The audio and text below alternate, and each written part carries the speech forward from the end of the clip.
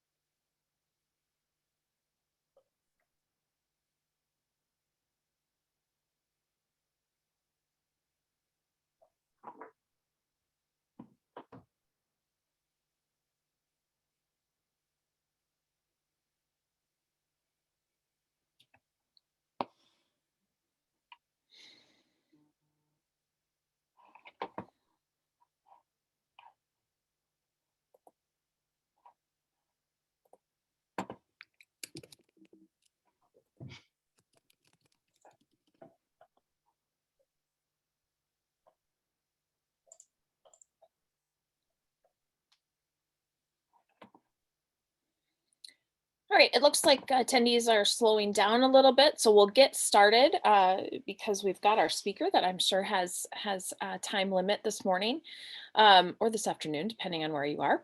Welcome, everyone. My name is Erin Persons. On behalf of my colleagues at NCST, I'd like to welcome you to the first Community Impact Briefing of 2022. We are excited to see all of you again. Hope that you had a safe and healthy new year, and we're excited to hit the ground running. To that end, I know the question on several folks' minds probably on this call is with regards to the exciting news that came out yesterday. We did overnight send out a large number of properties that are Zillow inventory. That Zillow inventory was put into folks' REO match portals where they had target areas that matched. Not all of our buyers received that inventory. If you did not receive an email from us yesterday, that means that there were no properties that hit your target areas, and I'm sorry about that. For the rest of you, if you do have questions, we are lucky enough to have someone from Zillow on today, but her role is not the role that deals with operations. So I'm your go-to for those operational questions. We've been on Zoom over the last couple of days, and after this call, about a half an hour after the conclusion of this call, I will be opening up the Zoom again for questions. You can also email us. You can reach out to our community development team. You can reach out to me directly, and we can assist with any questions you might have about those properties. With that, just as a reminder, everyone is on mute, and we will have several points during the conversation today where you'll be able to ask questions, both after our speaker and then after our policy update. With that, I'm going to go ahead and turn things over to my colleague Raquel Reddy to introduce our speaker for today. Hi, yes, thanks, Erin, and it's good to be with everyone today. Good morning, good afternoon, depending on where you are. It's my pleasure to introduce Alexandra Lee. Alexandra is an economist with Zillow and joined in August of 2017 as an analyst on the economic research team. Alexandra uses data and economic analysis to understand and answer questions about the housing market with a particular focus on how policy affects local markets. Prior to joining Zillow, she worked as an economic consultant in antitrust and financial litigation in industries ranging from healthcare to transportation. Alexandra holds a bachelor's degree in economics and political science from the University of Chicago. Thank you, Alexandra, for being here, and thank you for walking us through your presentation on real estate market updates for today. So with that, I will hand it over to you, Alexandra, and we can bring your PowerPoint up. Great, thank you so much for that intro, Raquel. Let me just share my screen. Great, so today, Raquel already mentioned, I have a presentation for you all on some of the trends that my team and I are seeing in the housing market throughout COVID and some of our predictions going forward into this year as well. So just to jump right in, as is no surprise to anyone on this call, I'm sure the housing market has been extremely strong over the last year and a half. So annual home value growth is at an all-time high in our data. And this data dates back more than 20 years. And it's reached almost 20% year over year last month. So these are, levels of growth that are higher than any other point before the pandemic, higher than even the pre-recession peak around 2005. But we have seen a very modest cooling in that growth. So on this month over month chart, you can see that monthly growth peaked this summer in July, and it's decelerated through the following months. But we've also seen that growth tick up yet again from November to December, which signals to us that we might just be settling into a new normal of high home value growth. And related to that reacceleration in home value growth is the continued fall that we're seeing in inventory. So after several months of gains last year, monthly inventory change has reached record lows again as of December. And that's meant year over year inventory has firmly started trending downward again as well. So to put that in context, in December of 2021, there were 20% fewer homes for sale than the already constrained inventory that we were seeing in December of 2020. And low inventory has created very competitive market conditions for buyers. The typical home actually stays on the market for just 15 days as of early January. And that's far lower than the pre-pandemic median of 47 days in January of 2019. And even here, we're seeing that the market might just be settling into a faster, more competitive normal level. So while days on market did steadily increase throughout most of 2021 from its lowest point in the summer, it's never really come close to pre-pandemic levels. And in fact, if you look at 2021, it pretty much trended in parallel with 2019, but shifted about 2 weeks faster. And another measure of market competitiveness is the share of listings sold above the listed price. So that's a sign that bidding wars are happening. And that share has come down from that peak in mid-2021, from over 50% of listings sold above list in July to just under 40% recently. And again, that's even higher than last year and much higher than before the pandemic. So for some context, in the winter of 2019, we saw just 15% of homes selling above list. So this is yet again another signal that this elevated market is going to continue as the new normal for the foreseeable future. And these extremely competitive market conditions are due to some Econ 101 market fundamentals, right? High demand, low supply. And in the housing market, we often talk about supply as inventory, the number of listings that are on the market. And clearly inventory is very low, right? Showed just how low inventory was just a few slides ago. But at the root of low inventory is another measure of low supply. Low overall housing stock. So construction plummeted after the Great Recession, and it's really struggled to make it back to those pre-recession levels. We've only now just about reached that pre-recession rate of overall housing starts. So it's that decade plus of underbuilding that's caused this shortage in the housing stock. So it's no surprise that this translates into low inventory as well. And that prolonged low rate of home building has meant that the existing housing stock is on the whole getting older. So without new infusions of housing stock, the median age of owner-occupied housing is steadily increasing from year to year. So in 2005, you can see that the typical owner-occupied home was built 31 years ago, but as of 2019, the age of that typical house was 39. So an aging housing stock can also skew our understanding of available housing inventory. So for example, lower priced homes that we might think of as within the starter home price range might actually be an older home that's in need of costly repairs. And when we look nationally, The aging housing stock is concentrated in the Rust Belt and Great Plains regions, right? You can see that the share of single-family homes built before 1980 is the highest in that middle of the country area, places that haven't seen a lot of housing development in the last few decades. But interestingly, constrained development is also what's driving up prices in areas of the costly coasts. So for example, you can see orange and red pockets around the Bay Area in coastal California. But you can also see on this map that a large swath of the Sunbelt region has relatively newer housing stock, right? Mostly greens and yellows on this map. And in fact, it is this region, right? Secondary cities in the Sunbelt region that have seen the largest home value growth during the pandemic, rising from single-digit growth back in 2019 to well into the double digits now. At the top of this list on home values, you see Austin, where pre-pandemic growth was around 4%, moving to 45% year-over-year growth in 2021.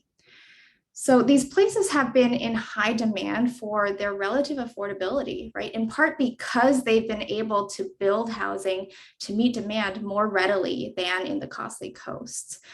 And when the pandemic caused households to shift their housing preferences, it became clear that affordability, not to mention, more space and sunny weather, became priorities for many buyers. But to take a step back to look at the national picture again, to put this in context, right? While the Sun Belt as a region did experience the most extreme price growth, metros across the country over the last year and a half were meeting or surpassing their all-time records in home value growth. So before the pandemic, most metros were experiencing, single-digit rates of home value growth.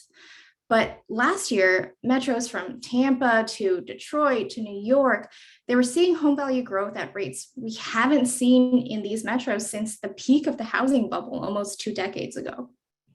And in some metros, the current rate of growth is substantially higher than any other time in its history that we have on record. So here, for example, Pittsburgh and Chicago seeing much higher growth rate now than in the past.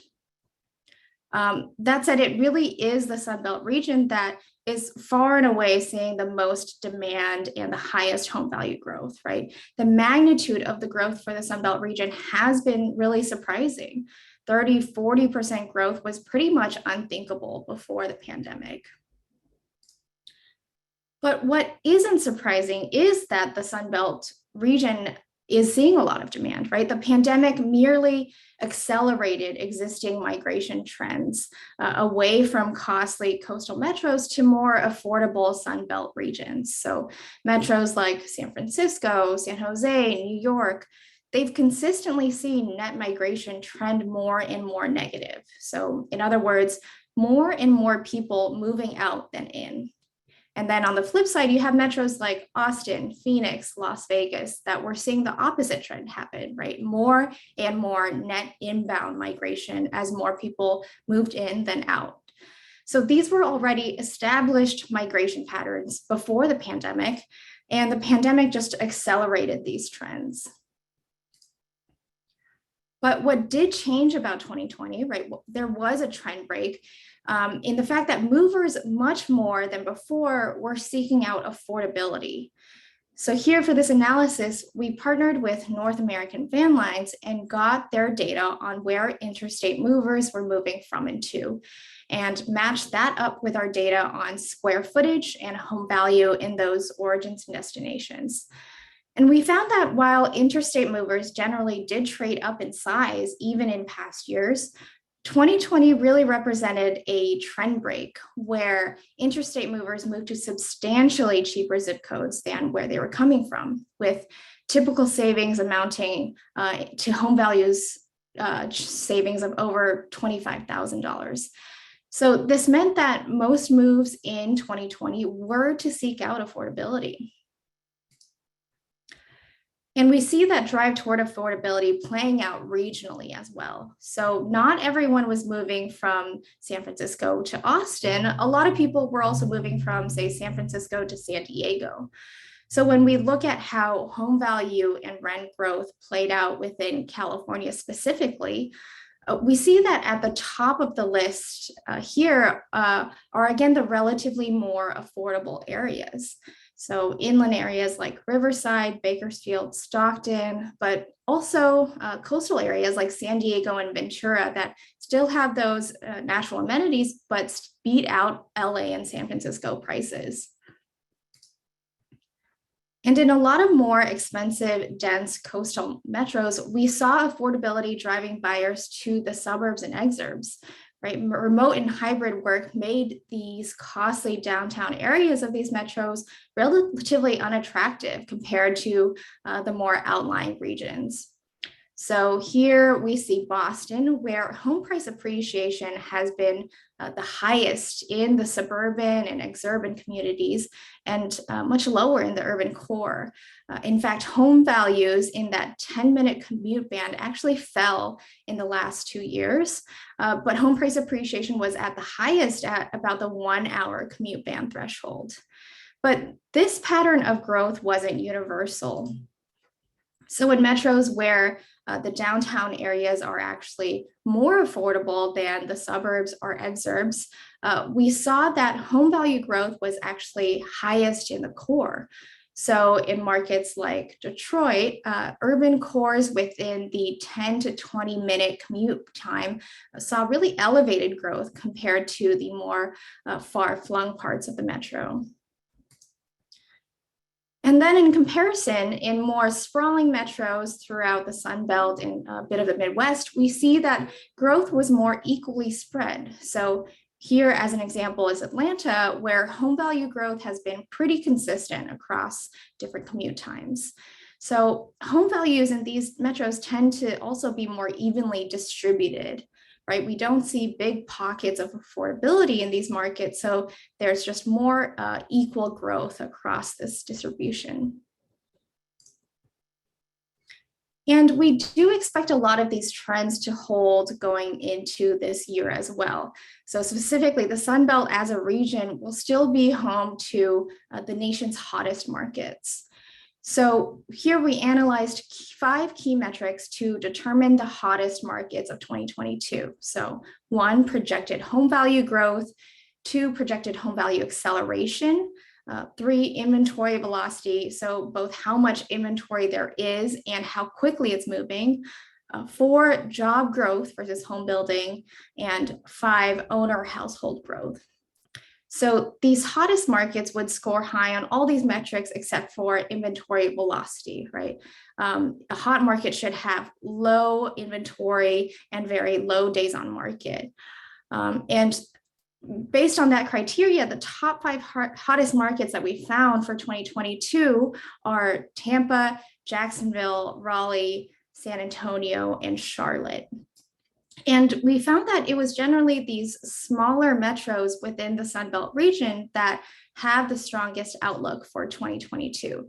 So think, not Austin, but San Antonio, right? The places that saw the highest home value growth last year are starting to sort of lose steam as prices reach an affordability ceiling. And that means that these secondary markets, these smaller markets within the Sun Belt will likely shine this year. And then on the flip side, we use these same criteria to determine the coldest markets for 2022. And they're mostly costly coastal markets, New York, San Francisco, San Jose, and some markets in the Midwest. So here including Chicago and Milwaukee. So these areas have weaker projections of home value growth, owner household growth, weak job growth compared to home building, and comparatively more inventory moving at a slower pace. But again, to take a step back and put this in context, to call these markets cold is sort of a misnomer. So 2021 was a record-breaking year in terms of home value growth and market competitiveness. And 2022 is gearing up to look very similar. So even the coldest markets in 2022 are likely to still be on a historical scale very hot. And our national forecasts going into 2022 do expect very strong growth this year as well. So existing home sales are expected to continue growing through 2022 and in effect approaching levels that we haven't seen since about 2006. And on the other hand, annual home value growth is likely to peak and then plateau in the early months of 2022 before slowing somewhat through the end of next year. So we run these forecasts every month, and in both these cases, sales and home values, we've upward revised the forecast this month because of strong market performance. So for home values specifically, we expect a pretty robust long-term outlook because we do expect that these tight market conditions will persist, right? The demand for housing will generally exceed the supply of available homes going into this next year. So home values are currently growing at almost 20% year over year, and we expect to end 2022 with a slightly more moderated growth of 16% year over year. So that wraps up my presentation today. Thank you so much for having me, and happy to turn it back and take any questions. Fantastic. Thank you so much, Alexandra. So, as I look at all of this, it's so interesting, even though, yes, you're right, it's not a surprise. Actually seeing it on a screen is pretty crazy. We do already have one question in the chat, and we'll cover that one just to remind folks a couple different ways to be able to participate in the conversation. You can certainly put a question in the chat. You can also utilize the Q&A, or if you'd like to raise your hand, I'm happy to unmute you and you can ask your question directly. So Alexandra, the question is, how much of low inventory is due to investor purchases since 2008, making them rentals and removing these properties from the resale market? Sure. So just so I understand the question, since 2008, that's a long time frame. The inventory decline that I'm talking about is over the last, say, 2 to 3 years. So I think stepping back, I think the story is that definitely first-time buyers are losing out in this market.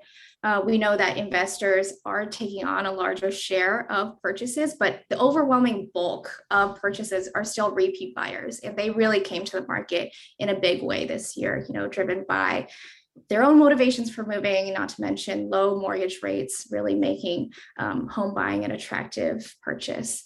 But it's hard to say exactly what the different levers are contributing to inventory decline, but it's sort of all of it combined. Got it. Next question. How do you see interest rates impacting home prices? Rates have already gone up 1/4 point this year, and the Fed taper is expected to continue through 2022. Thoughts there? Yeah, I think it's hard to say exactly what the effect on Fed interest rates will be on mortgage rates, but I think it's safe to assume that mortgage rates will trend upwards, right? This is pretty much as low as they can go.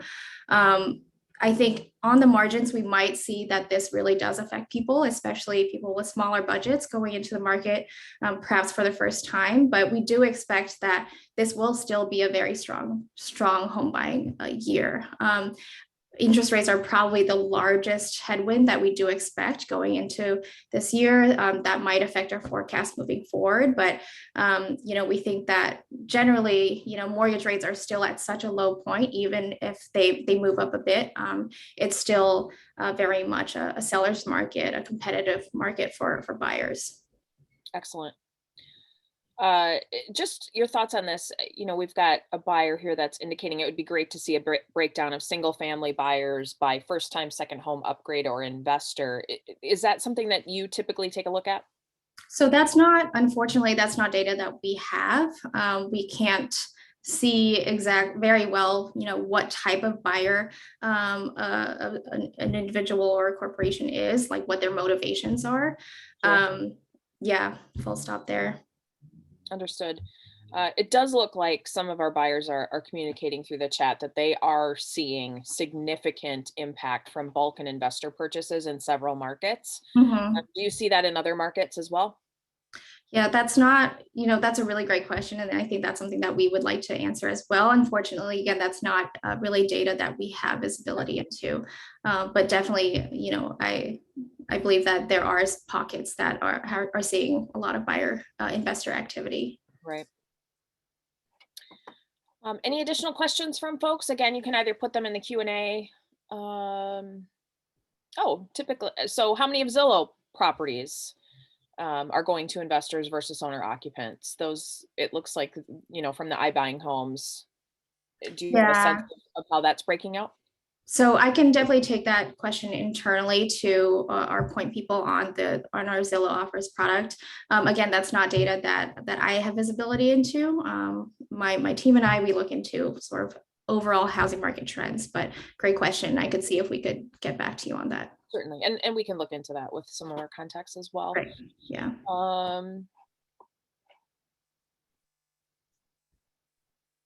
I'm just taking a quick look here.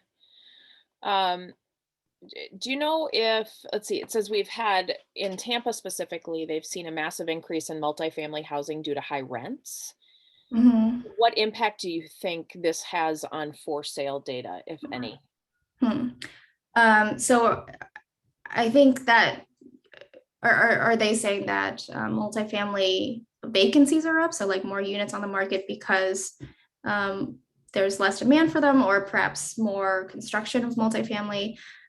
Either way, putting that aside, we do believe that the rental market, the very strong rental market, is pricing people perhaps out of the for sale market. And more generally, we do expect the rental market to be very strong going forward, especially as sort of millennials are aging into their home buying years, where they want more space, they have partners, they have families, but perhaps that starter home segment is a little bit too out of their reach, and we might see that larger multifamily units are in high demand. Very interesting. Certainly some great anecdotal data in the chat that I would encourage folks to take a look at, just on a market by market basis. Homeowner buyers down 10% since 2015. That's a pretty significant number. Just in an overall look. I'm not seeing any other questions right now, but I really want to thank you for coming on. Just to reiterate what has been in the chat, a copy of Alexandra's presentation and a recording of this call will be available on our website after the call. It should be up by tomorrow. So thank you so much for your time, and excellent data is the feedback that we're getting from our community partners as well. So hope that you have a fantastic rest of your day, and you're welcome to stay on, or certainly you're welcome to jump off. All right. Thank you so much for having me. Absolutely. So at this point, I'm going to introduce Chris Sigland, my colleague Chris Sigland, who is going to provide our policy update for today. Hello, everybody. It's Happy New Year. It's nice to see you all on the call. And that was a wonderful data in the presentation. I'm going to give you the policy update on what's going on in Washington. And I think I'd like to start with something that's near and dear to all of our hearts at NCST. And that is that our president, Julia Gordon, has been nominated by President Biden to be the FHA commissioner. And as you may know, the Senate, that requires confirmation by the Senate, and she wasn't confirmed last year. So the end of the calendar year meant that she needed to be renominated, and she was. And just today, she was voted on by the Senate Banking Committee. So now Julia Gordon's nomination is waiting for Senate floor consideration, and we hope that she'll be voted on in either February or March. So as we wait for Julia's, which is, great for the United States, and it's going to mean transition here at NCST. So as we wait for Julia's confirmation, we've launched a search for the next CEO of NCST. The job description has been finalized and it will be posted this week. We will send it around to this list so you can help us find the right person. And we're hoping to have our new CEO in place by this coming summer. So that's the, I now like to move on to some other policy news in DC. I know you all have been hearing from us all year about the large amounts of funding for affordable homeownership and affordable housing in the Build Back Better Act, which is a broad piece of legislation that passed the House last fall, and it was a whole range of things, from universal pre-K for 4-year-olds to expanded health insurance coverage, gave the federal government the ability to negotiate the prices of prescription drugs. There was clean energy provisions to help us make a transition from burning coal and oil to renewables like solar and wind energy. And for most interest to NCST and our buyers was there's $150 billion in housing assistance that could be used for both rental and homeownership. And this passed and NCSD has done a lot of work on both the spending provisions of the housing title, and there was also a tax credit, which we've discussed on these calls, called the Neighborhood Homes Investment Act, which would have been an enormous boon for distressed real estate markets. Unfortunately, the way the Senate works these days, it's 50-50 divided between Democrats and Republicans. So every single Democrat in the Senate has to vote for something for it to pass, because then Vice President Kamala Harris casts the tie-breaking vote. So that gives each individual senator an enormous amount of leverage because they need every single one. And just before Christmas, West Virginia Senator Joe Manchin announced he couldn't support the Build Back Better Act. So they didn't bring it up for a vote. So now, I don't think it's totally dead yet. I think that what they're looking at is how to break it up into, they could either break it up into different pieces, or they could reduce the overall amount. But we will be continuing to watch that carefully and advocating for resources for affordable homeownership. The Senate has now turned to the voting rights bill. And the other thing is, behind the scenes, they're still trying to work out the spending package that will fund for HUD programs like home and the community development block grant. They have to work that out by February 18th. So I'm expecting that after the budget for this year passes, then they may return back to Build Back Better. And the stakes are so high for the Democrats to get something done that I think it's likely that we may see some of this come back. And we'll continue to keep you all updated and send issue alerts when it would be helpful to have, grassroots support for different of these pieces of legislation. So while Congress we're waiting to see things get worked out in Congress, there's also some interesting regulatory issue. There's interesting work being done on the administrative and regulatory front. The Federal Home Housing Finance Agency, which is the regulator of Fannie Mae and Freddie Mac, has for the first time ever sent the duty to serve plans back to both enterprises and said, redo it. So duty to serve is a statutory requirement that Fannie Mae and Freddie Mac need to serve rural areas, manufactured housing, and affordable housing preservation. And never before has FHFA ever rejected a duty to serve plan. So I think that is an interesting, we're going to be continuing to pay really close attention to regulatory and administrative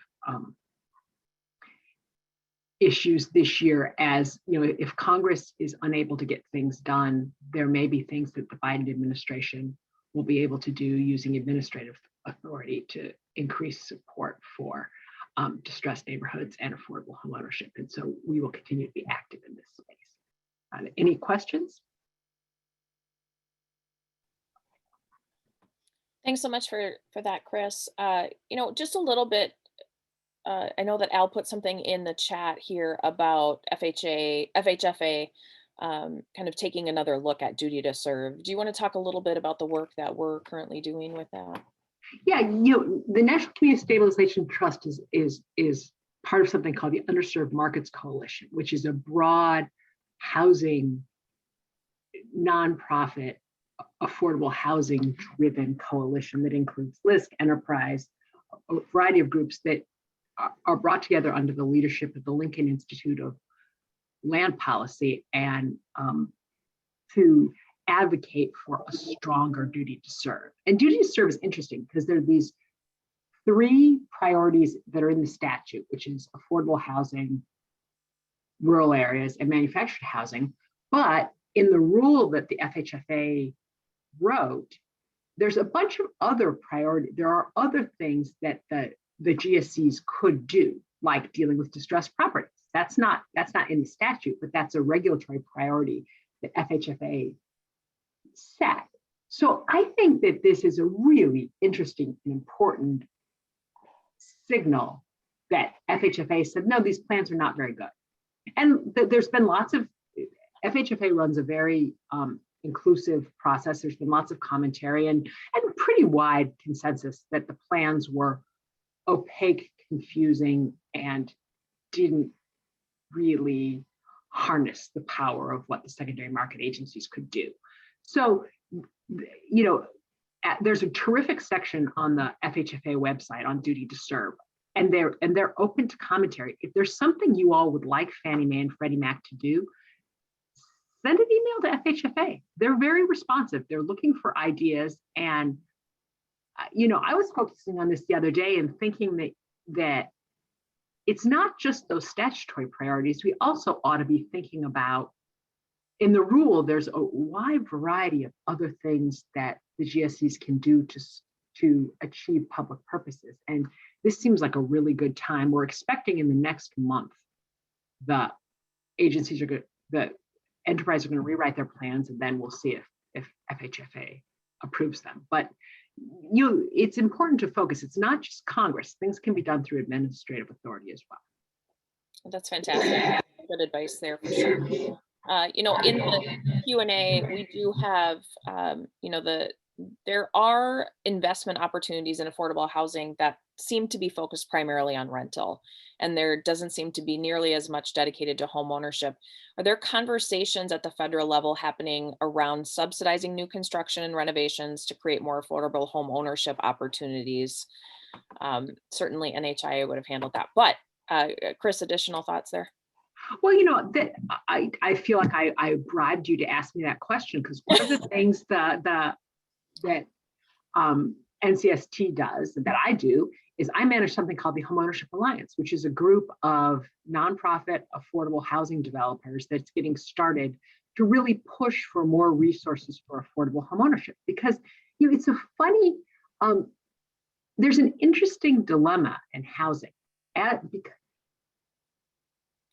lots of affordable housing programs allow the funds to be used for both rental housing and homeownership. And that makes a lot of sense, because rental markets, housing markets vary a great deal across the country, and you want to let local officials or federal officials decide on what the priorities should be. But if you do that, because rental housing needs have gotten so intense, there's nothing wrong with local officials saying, hey, we need more rental housing here. But sometimes that causes affordable homeownership to get squeezed out. So that's one of the things that the Homeownership Alliance is pushing for. And that's why we were so excited to see the Build Back Better Act, because there would have been a $10 billion infusion into the home program. And the Homeownership Alliance has a set of regulatory recommendations to make home easier to use for affordable homeownership too. And so, you know, we definitely want this, we need both and housing policy. We need to both. And, you know, the truth is, expanding the supply of rental housing works hand in glove with homeownership, because families that have stable rental housing can then save money for a down payment.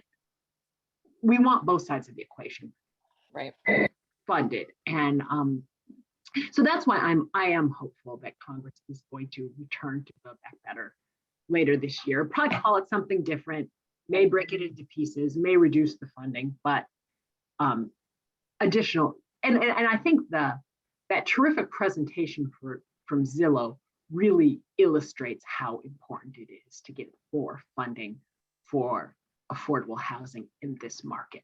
This is a problem all across the country, and it needs to be addressed. Yeah, no kidding.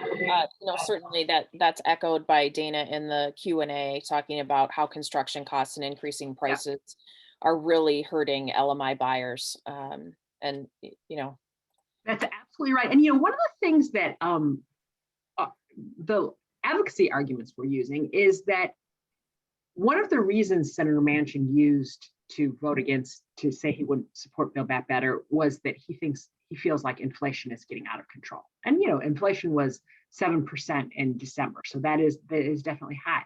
Well, if we want to reduce house price increases, we need to expand the supply. That presentation couldn't have been clearer about that. So spending money on increasing the supply of affordable housing is actually a really good way to tamp down inflation pressures. So, we're hoping that Congress, cooler heads prevail, and they do think about how to reduce cost pressure in our economy. And one way to do it would be to fund the housing provisions and Build Back Better. right. I certainly echo your hopes that cooler heads will prevail. In terms of additional question here from David Feldman in the Q&A, what resources are there for lending to moderate income home buyers who don't match the requirements for sale of mortgages to secondary markets? That's a really good question. And I think one of the things we're focusing on at the Homeownership Alliance is expanding CDFI funding, because I think that there are limits to how much you can do with the for-profit sector, how much you can get them to do using levers like the GSEs or the Community Reinvestment Act, and that mission-driven lenders that are nonprofits that are set up to work with low-income families might be the right people to really drive more credit. So that's when we're watching the budget for fiscal year 2022, there's a possibility of a $90 million increase in the funding for the Community Development Financial Institutions Fund at Treasury. And I think that would be really helpful. And we're going to be pushing for CDFI funding to be used for homeownership, because I think you're right, there's a gap there. Yeah, so much opportunity if we can just get things moving forward.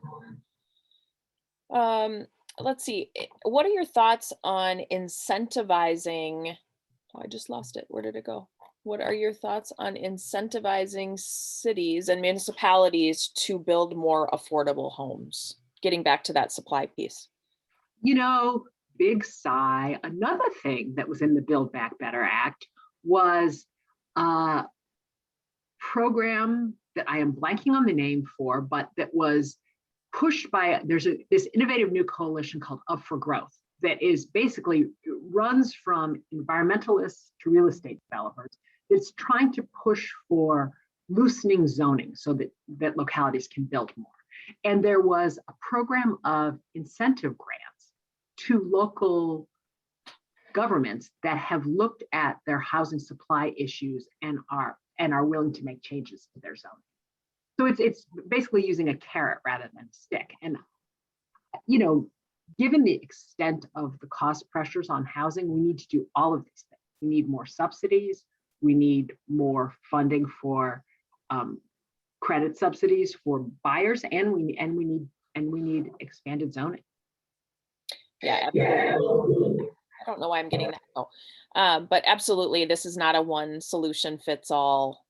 This is more of a come at it with everything we've got option.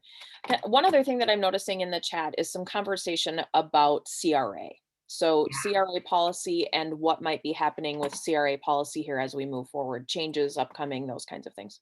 These are great questions. Yes, that is a very, as you all recall, 2 years ago, in the waning days of the Trump administration, the Trump administration's comptroller of the currency, a guy named Joseph Otting, rammed through what would have been a really destructive regulatory rewrite of the Community Reinvestment Act. And then when the Biden administration came in, basically, to make a long story short, they've reversed that And the Federal Reserve, because I mean, CRA policy is really complicated because in this country, we give banks a choice of what kind of charter they want. And so they can choose who their regulator is. Probably if you were starting from scratch, you would not do it this way, but this is the history of how we regulate banks. So there's 3 different agencies have to agree on what the parameters of the Community Reinvestment Act should be. And there is a Fed governor named Lael Brainerd, who's actually up for consideration to be the vice chair of the Fed. This is one of the nominations that's pending in this long backlog of nominations that the Senate needs to deal with.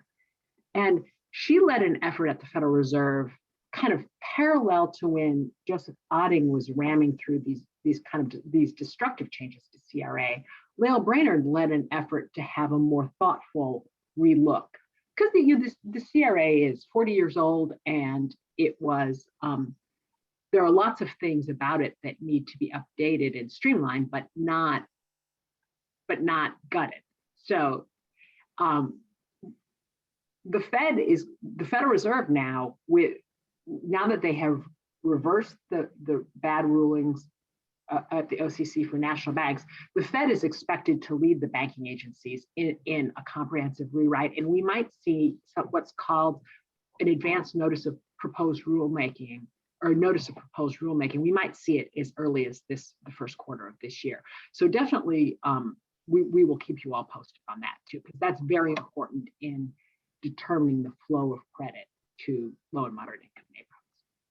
And one of the issues the Fed is looking at is whether race needs to be explicitly considered as part of the CRA, which to date it has not. But as we know, income is an incomplete proxy for race. Right.